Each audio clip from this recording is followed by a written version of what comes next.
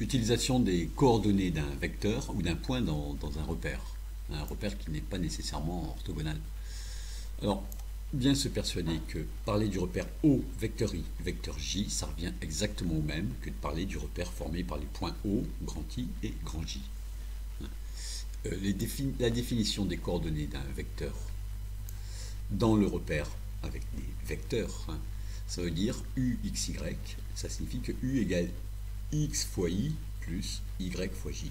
Bon, sur ce dessin, X vaut environ 4 et puis Y vaut à peu près 2. Ensuite, si on place un point M, voilà, je prends un point M ici, dire que M a pour coordonnées x, y, ça signifie exactement que OM, le vecteur, a pour coordonnées x, y.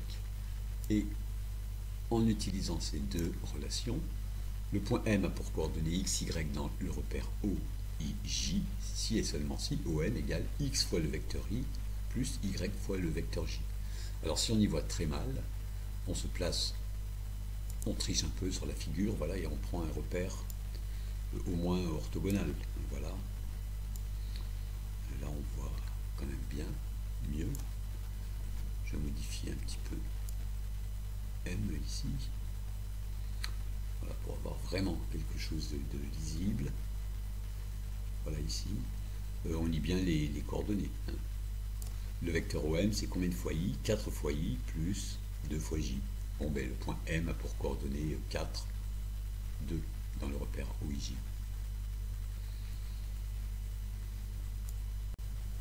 Alors M 4, 2 dans ce repère, ça vous le saviez avant, mais l'important est maintenant de pouvoir le traduire sous forme d'égalité vectorielle. OM égale X fois I, 4 fois I, plus Y fois J, pour pouvoir faire des calculs avec des vecteurs.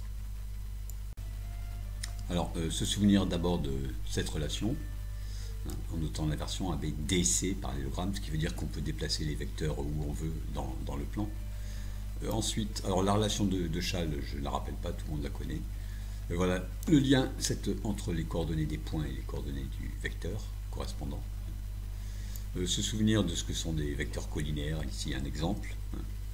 Voilà, 5 fois le vecteur U, on fait 5 fois 2, 5 fois 6. Et puis les deux théorèmes de géométrie les plus importants ici. 3 points sont alignés si et seulement si 2 vecteurs qu'on peut former avec les 3 points sont collinaires. Et l'autre ici, 2 droites sont parallèles, AB et EF, si les vecteurs AB et EF sont collinaires. Se souvenir collinaire, on peut soit écrire qu'un vecteur égale un certain nombre de fois l'autre, soit écrire les produits en croix ici sont égaux. 3 derniers points, celui-ci.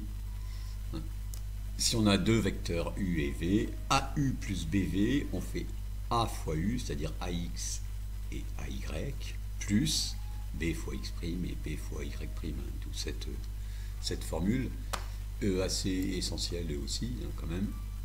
L'unicité des coordonnées d'un vecteur dans une base ou un repère, c'est-à-dire quand on a ceci, si U égale V, une égalité vectorielle équivaut à 2 égalités numériques. C'est pour ça que les vecteurs sont bien utiles. Les coordonnées en X, en abscisse sont égales et les coordonnées en Y sont égales. Et dernier point, ici la translation de vecteur AB en voie M sur M', ça veut simplement dire que le vecteur M' égale le vecteur AB, ce qui veut dire M', BA, comme ici parallélogramme